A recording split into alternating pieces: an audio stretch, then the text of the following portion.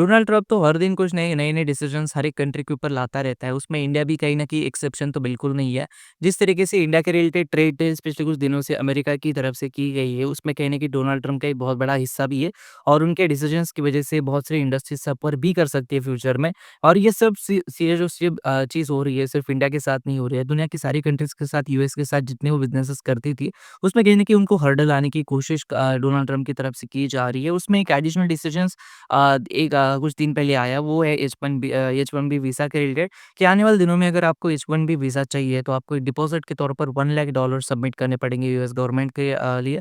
और वो एक बहुत बड़ी बैकलैश लाया कहीं न कहीं सारे के सारे इन्वेस्टर, सारे के सारे जो काम करते हैं लोग यूएस में, उनके अंदर भी एक कॉन्फिडेंस लो करने का काम किया। तो आज की इस वीडियो में इसके बारे में जानेंगे और इसका इम्पैक्ट इंडियन स्टॉक मार्केट के ऊपर कितना हो सकता है, इसके बारे में भी डिटेल में बात करेंगे। वीडियो को मैं स्टार्ट करूँ उससे पहले चैनल के ऊपर आप पहली बार आए हो, मुझे पहली बार देख रहे हो तो मेक श्योर कीजिए चैनल को आप सब्सक्राइब करो। यहाँ पे हम लोग स्टॉक मार्केट के रिलेटेड बहुत सारी चीज़ों के बारे में बात करते हैं।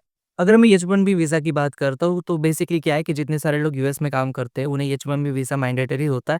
और अगर जिनके पास एच-1बी वीज़ा होता है उनको यूएस में काम करने की बहुत बड़ी आज़ादी भी मिल जाती है। कहीं न कहीं इस तरीके से आप उसको मान सकते हो। तो बेसिकली एक विजिटिंग कार्ड है, आप यूएस में जाते हो तो आपको ये होना ही चाहिए। अगर आप यूएस में जॉब कर रहे हो, पैसे कमा रहे हो तो as a part of US citizen, या फिर अगर आप यूएस का पार्ट नहीं सिटीज़न नहीं हो तो आपको ये मैंडेटरी चीज़ होती है।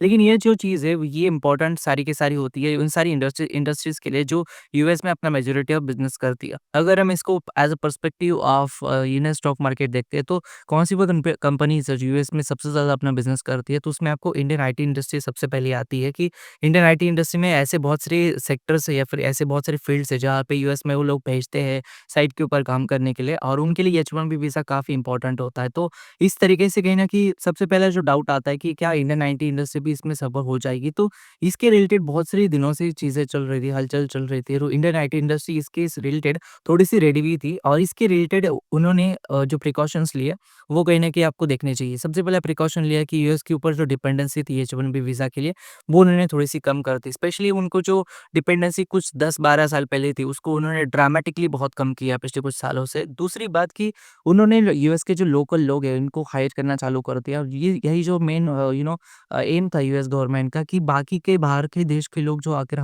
हमारे देश में जो जॉब करते हैं, पैसे कमाते हैं, हमारे लोगों को जॉब्स नहीं मिलती, हमारे लोग यहाँ पे अनएम्प्लॉयड रहते हैं। तो वो जो उनका जो कंसर्न था इसको लिए कहीं न कहीं टीसीएस हो गया, एचसीएल हो गया, इन्फोसिस हो गया, विप्रो हो गया, जितने सारी कंपनीज़ इंडियन आईटी इंडस्ट्री में मेजॉरिटी ऑफ प्लेयर्स है, इन्होंने स्टार्ट कर दिया to hire the local Americans, और इस वजह से उनका जो डिपेंडेंसी था एच-1बी वीज़ा के लिए, वो कहीं न कहीं थोड़ा-सा कम हो गया। अब दूसरी बात है कि जिन लोगों को कोई ऑप्शन ही नहीं है एच-1बी वीज़ा के लिए, वो लोग क्या करें? सबसे पहले तो एक जो चीज़ है जो बहुत सारे आईटी प्रोफेशनल्स थोड़े डिसअपॉइंट है कि हम लोग यूएस में जाते हैं, जॉब करते हैं, पैसे कमाते हैं, लेकिन इसके लिए अगर हमें $1,00,000 अगर आप इंडियन रुपीज़ में कन्वर्ट करने के लिए जाओगे, तो आज के डेट में ₹88 के आस-पास आपको डॉलर मिल रहा है। तो 88 लाख रुपीज़ आपको एज़ अ डिपॉज़िट देने पड़ेंगे to to do a job in the US, और वो कहीं न कहीं बहुत ज़्यादा डिसअपॉइंट किया सारी इंडस्ट्रीज़ के लिए। और इसमें कोई मतलब सरप्राइज़ वाली बात नहीं कि डोनाल्ड ट्रम्प जिस तरीके से डिसीजंस ले रहे हैं पिछले कुछ दिनों से, पिछले कुछ महीनों से, चाहे इंडिया हो, रशिया हो, चाइना हो, इनके रिलेटेड टैरिफ लगाना हो, या फिर किसी वॉर के अंदर हमने पीस किया इस तरीके से न्यूज़ देना हो, या फिर कोई भी नोबेल पीस प्राइज़ के लिए अपने खुद के नॉमिनेशन देना हो, ये सारी जो चीज़ें हैं वो आपको एक अनस्टेबल गवर्नमेंट की तरफ लेके जाने की कोशिश करती है। तो वो चीज़ एज़ अमेरिकन्स लोग किस तरीके से देखते हैं वो आने वाले दिनों में देखना पड़ेगा। लेकिन इंडियन आईटी इंडस्ट्री के लिए ऐसा भी मेजॉरिटी ड्रॉबैक नहीं होगा। हाँ, थोड़ा-सा इम्पैक्ट ज़रूर होगा, लेकिन उन लोग भी ऑलरेडी रेडी थे कि जिस तरीके से अमेरिका में मेक अमेरिका ग्रेट अगेन जिस तरीके से स्लोगन्स लग रहे थे, जिस तरीके से यूएस के लोग चाह रहे थे कि उन्हें भी उनके देश में जो कंपनीज़ काम कर रही है वहाँ पे भी उनको जॉब मिले।